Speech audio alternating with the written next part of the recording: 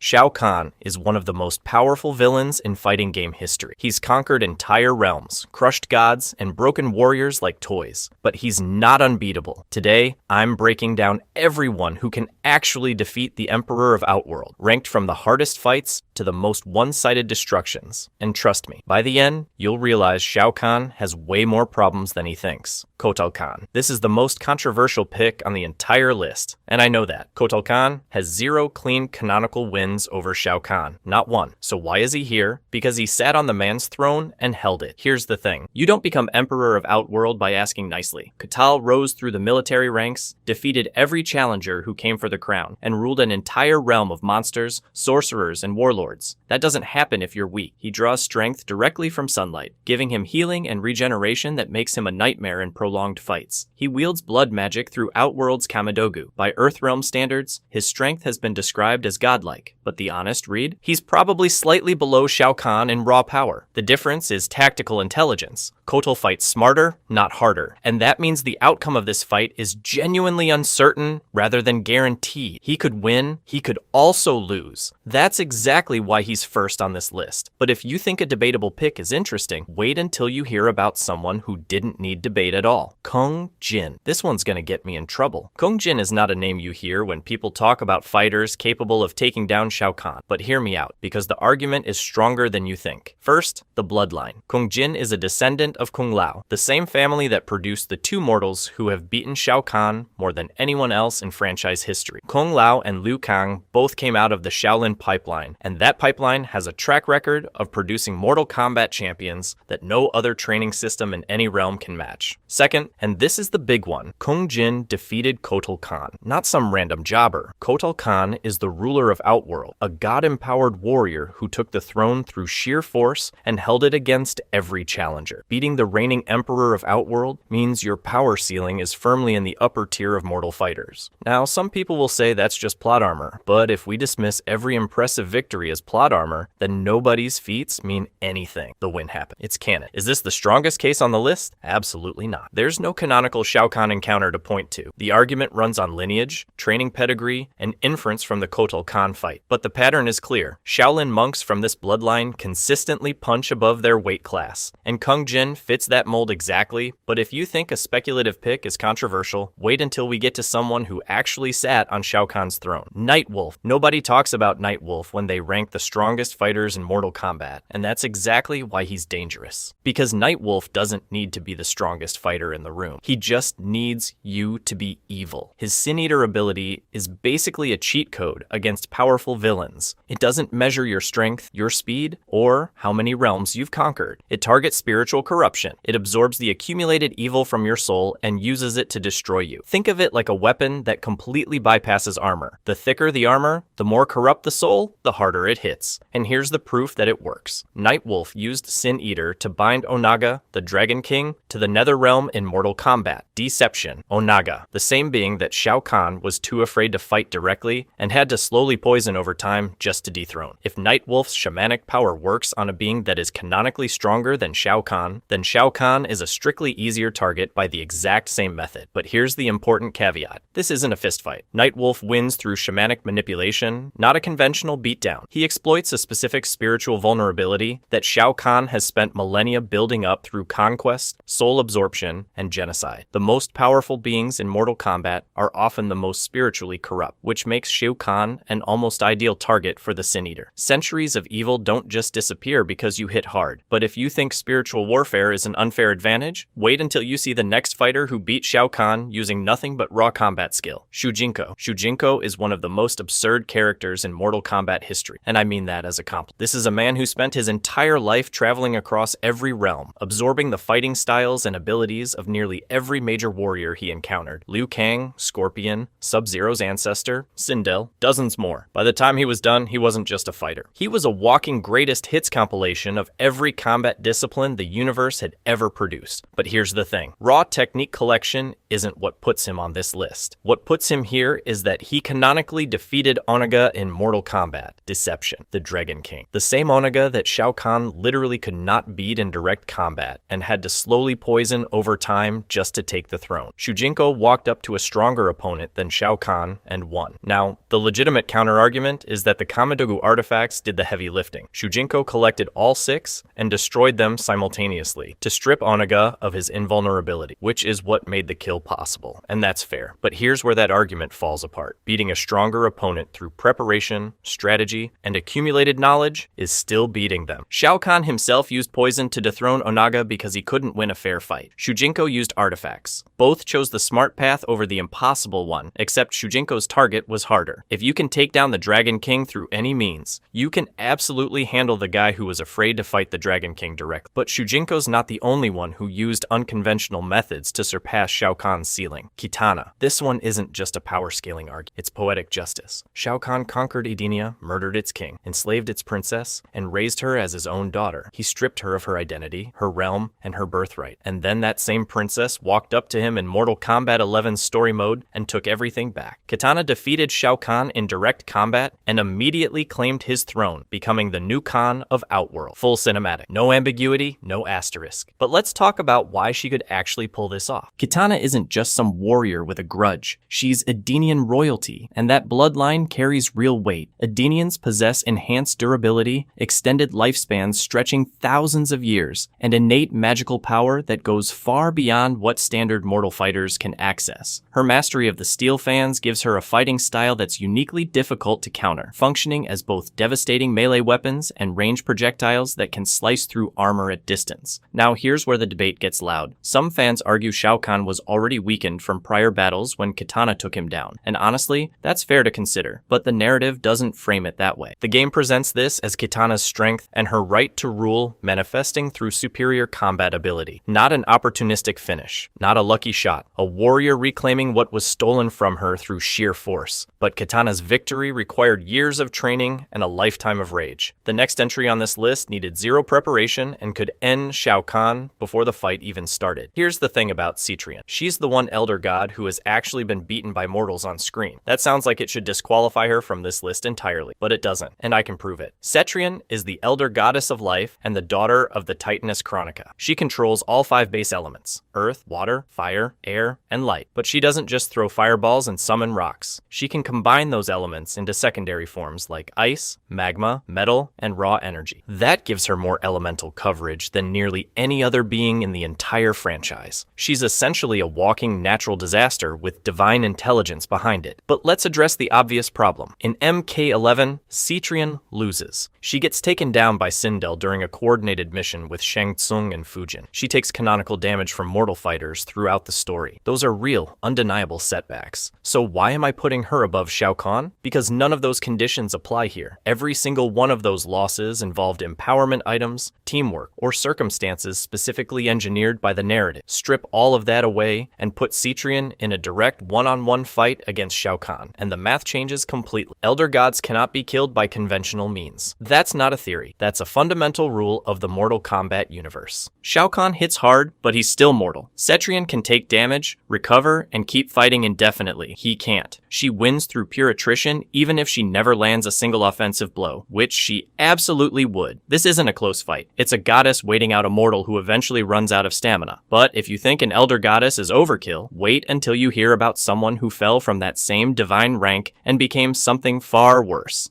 Everyone knows Liu Kang beats Shao Kahn. It's the most famous result in Mortal Kombat history, and because everyone knows it, people love to dismiss it. Plot armor, main character privilege. He only wins because the story needs him to. Let me shut that down right now. Liu Kang didn't beat Shao Kahn once. He beat him twice in the original canonical timeline, and both victories are undeniable. He defeated him in Mortal Kombat 2. He defeated him again in Mortal Kombat 3, where he once again proved that no amount of conquered realms makes Shao Kahn his equal. 2 fights. 2 wins, 0 losses. That's not a writer's convenience. That's a pattern. And here's the thing. It's not just Shao Kahn. Liu Kang defeated Goro, a warrior who went undefeated for 500 years. He defeated Shang Tsung. He defeated Shinnok, a fallen elder god. No other mortal in the entire franchise has a resume like that. Not Kung Lao, not Johnny Cage, not Kitana, nobody. Liu Kang sits at the top of every mortal tier list because his confirmed victories read like a boss rush of the most powerful beings in the series, but the MK9 retelling of that final battle is the moment that crystallizes everything. That cinematic of Liu Kang driving his fist clean through Shao Kahn's chest. That's not a close fight. That's not a narrow victory decided by a technicality. That is a mortal warrior punching through the body of an immortal conqueror who has ruled Outworld for millennia. The power gap isn't subtle, it's visible. Even in the alternate timeline, where the Elder Gods ultimately stepped in to destroy Shao Kahn after Raiden's intervention, Liu Kang still went toe-to-toe with the Emperor and held his own. Shao Kahn has never cleanly defeated Liu Kang in direct combat in any canonical timeline. Not once. That's not plot armor. That's a lore fact. Liu Kang isn't Shao Kahn's most famous opponent. He's his truest nemesis, the one fighter the Emperor simply cannot beat. But if you think a mortal punching through Shao Kahn's chest is impressive, wait until you see what happens when someone absorbs the fighting ability of every warrior across every realm. Fujin. Nobody talks about Fujin, and that's exactly the problem. Fujin is the god of wind, Raiden's brother, and he sits at the exact same tier as the thunder god everyone obsesses over. Same divine standing, same protector status, same raw cosmic authority. Both of them serve the Elder Gods as protectors of Earthrealm. But while Raiden has been the franchise's golden child for decades, Fujin has been operating in the background like he doesn't matter. He matters. Here's the thing about Fujin that separates him from his brother. Raiden's power level has been a roller coaster across every timeline. Sometimes he's channeling the combined force of the Elder Gods themselves. Sometimes he's been stripped down, depowered, or operating at diminished capacity because the Elder Gods aren't amplifying him. His victory over Shao Kahn in MK9 literally required the Elder Gods to possess him and supercharge his abilities. Without that boost, Raiden was getting destroyed. Fujin doesn't have that problem. His power is baseline god tier, consistent, unwavering. No periods of mortal demotion, no timelines where he's suddenly weaker because the narrative needed him to struggle. He has always operated at full divine capacity, which means his ability to defeat Shao Kahn doesn't depend on external amplification or special circumstances. His wind manipulation alone makes him a nightmare in combat. He can levitate opponents off the ground, strip away their footing entirely, and generate multi-hit tornadoes that control the battlefield at range before Shao Kahn can even close the distance with that hammer. And because he's immortal, the conventional strategy of wearing down an opponent through attrition simply doesn't apply. You can't exhaust a god. Fujin beats Shao Kahn the same way Raiden does, except he doesn't need anyone's help to do it. But if you think gods are the ceiling of what can threaten the Emperor, the next entry proves that wrong entirely. Shinnok. The word fallen does a lot of heavy lifting here, and not in the way you'd expect. Shinnok is called the fallen elder god, and most people hear that title and assume it means he got weaker. He didn't. Not even a little. Shinnok lost his political standing among the elder gods after he tried to overthrow them. He lost their approval, their alliance, their trust, but his actual power? That stayed exactly where it was. Here's the thing. Shinnok retained everything that made him an elder god in the first place. The fallen label is a demotion in rank, not a reduction in strength. Think of it like a general getting court-martialed. He loses his title, his command, his access to the war room, but he doesn't suddenly forget how to fight. And Shinnok knew how to fight on a level that makes Shao Kahn look like a regional manager. Now let's talk about the sacred amulet, because this is where it gets ridiculous. With that thing in his possession, Shinnok can traverse realms freely, absorb souls on contact, fire reality-warping energy blasts, and instantly destroy opponents who would otherwise be considered top-tier threats. The amulet doesn't give him power he doesn't already have. It amplifies what's already there and removes the limitations that kept him contained. But even without it, the numbers don't work in Shao Kahn's favor. When Shinnok was fully empowered, Raiden and Fujin fought him together. Two gods, working in tandem, and they could barely slow him down. That's two divine protectors of Earthrealm combining their full strength and still coming up short. So now imagine Shao Kahn stepping into that fight alone. A mortal emperor, no matter how powerful, going one-on-one against a being that two gods couldn't stop. It's not a battle, it's not even a conversation. Shinnok exists in a category of power where Shao Kahn simply does not belong, and no amount of soul stealing or hammer swinging changes that math. But if you think a fallen god is bad news for Shao Kahn, wait until you see what a fully ascended one looks like. Raiden, let's get something straight before we even talk about the Elder Gods. Raiden was already a problem long before any divine power-up entered the equation. In Mortal Kombat 9, before the final confrontation with Shao Kahn, Raiden fought both Shang Tsung and Quan Chi at the same time, two of the most dangerous sorcerers in the entire franchise, simultaneously. He was the last defender standing against them, the only one left willing to fight. They ultimately overwhelmed him, but the fact that a god could take on the Deadly Alliance alone and not get instantly obliterated, that's a baseline power level that already puts him in elite territory. But then, Shao Kahn did something monumentally stupid. He merged the realms. He violated the sacred rules of Mortal Kombat, the one thing holding the Elder Gods back from direct intervention. And the moment he did, the Elder Gods chose Raiden as their vessel. Not Fujin, not some random celestial being. Raiden. They poured their power directly into him, and in that amplified state, he didn't just fight Shao Kahn, he destroyed him. This is the only canonical death Shao Kahn has ever suffered as a direct consequence of breaking the rules. Every other loss he's taken was a combat defeat. This one was cosmic punishment delivered through the most qualified god available. Now, fans love to debate whether this victory counts as Raiden's power or the Elder Gods' power. Here's the thing. That argument completely misses the point. The Elder Gods didn't randomly select a host. They chose the god who was already willing to stand alone against two elite sorcerers when every other defender had fallen. Being the vessel the Elder Gods trust with their full power is itself a statement about where Raiden sits in the hierarchy. You don't hand the keys to omnipotence to someone who can't handle the wheel. And honestly, even without the amplification, Raiden's base feats are terrifying. A god who can hold his ground against the Deadly Alliance, even in a losing fight, is not someone any emperor should take lightly. The Elder Gods just made absolutely sure. But if you think divine intervention makes for an unfair fight, wait until you hear about someone who didn't need any help at all. Fire God Liu Kang. We just talked about Liu Kang, the mortal, the Shaolin monk who punched a hole through Shao Kahn's chest and walked away like it was cardio. That version of Liu Kang was already Shao Kahn's worst nightmare. This version isn't even in the same universe of power. Literally. Fire. God Liu Kang exists at the Titan tier, which is a level fundamentally above Elder Gods in Mortal Kombat's hierarchy. To understand what that means, you need to understand what he did to get there. At the conclusion of Mortal Kombat 11, Liu Kang merged with Raiden and his own revenant self, absorbing the Thunder God's divine power and becoming the keeper of time itself. Not a god, not an Elder God, a Titan. The same classification as Kronika, the being who controlled time across every single realm in existence. And he didn't just match Kronika, he destroyed her. Here's the thing. Kronika wasn't some mid-tier villain with a gimmick. She could rewind entire timelines, erase people from existence, and reshape reality on a cosmological scale. These aren't combat feats. These are universe-level feats. And Liu Kang beat her, then took her power, and then created an entirely new timeline from scratch. He didn't just win a fight. He rebuilt reality. The gap between regular Liu Kang and Fire God Liu Kang is the same as the gap between Shao Kahn and a random outworld soldier. That's how massive the jump is. Regular Liu Kang beats Shao Kahn in a tough fight. Fire God Liu Kang doesn't even register Shao Kahn as a threat. The Emperor of Outworld is, at this level, just another mortal with a hammer. Some people debate whether this counts as Liu Kang. It does. This isn't a separate character. This is Liu Kang's ultimate form. The same person, elevated to a state where his lifelong nemesis is about as dangerous to him as a strong breeze. There is no fight here. There is no contest. There is a Titan, and there is Shao Kahn, and those two things do not exist on the same playing field. But if a god rewriting reality feels like cheating, wait until you see who's left on this list. Onaga. Shao Kahn didn't conquer Outworld. He poisoned his way to the throne. That's the single most damning fact about the Emperor's power ceiling in the entire Mortal Kombat franchise, and the lore never lets him forget it. Before Shao Kahn was the tyrant we all know, he was Onaga's advisor, his protector, the Dragon King's right hand, and in that role, Shao Kahn learned something that shaped every decision he ever made afterward. He could not beat Onaga in a fair fight. Not close. Not it would be difficult. Flat out could not do it, so he cheated. He slowly poisoned Onaga over time, weakening the Dragon King chemically until he could finally take the throne. Every realm Shao Kahn conquered, every warrior he subjugated, every tournament he corrupted, all of it traces back to a man who knew he wasn't strong enough to earn what he took. But here's where it gets worse. The poison didn't even work permanently. In Mortal Kombat, Deception, Onaga came back, fully resurrected, and the results were catastrophic. It took the combined effort of Nightwolf's Sin Eater ability and Shujinko destroying every single Kamidogu artifact simultaneously just to bind the Dragon King to the Nether Realm. That's two of the most powerful abilities in the franchise working in tandem, and the best they could manage was containment. Not death, not defeat, containment. And Shao Kahn, the so-called Emperor of Outworld, he refused to confront Onaga one-on-one. The guy who talks endless trash to every fighter he faces, who taunts gods and mortals alike, would not step to the Dragon King directly. That tells you everything you need to know about the power gap. By Mortal Kombat Armageddon, Onaga was positioned as the single greatest threat across all realms. Not Shao Kahn, not Shinnok. Onaga, the being that Shao Kahn could only remove through chemical warfare, was, and always had been, the true true apex of Outworld's power hierarchy. Now, there's a fan debate that perfectly captures why Shao Kahn can never fully escape this. In Armageddon's intro, there's a scene that some interpret as Shao Kahn carrying Onaga's body, suggesting he finally won. But the community has never agreed on whether that scene is canonical. Some argue it's a non-canon cutscene. Others say the context doesn't support a legitimate victory. The debate has gone on for years with zero resolution, and honestly, that ambiguity is the perfect ending to this list, because it captures the fundamental truth about Shao Kahn's legacy. He's one of the most iconic villains in gaming history, but his entire empire was built on a lie. He won by cheating a stronger opponent, and every time the universe tried to correct that mistake, Shao Kahn ran. The Dragon King was always the real emperor of Outworld. Shao Kahn was just keeping the seat warm. If you enjoyed this video and want to see more, click the video on the screen now.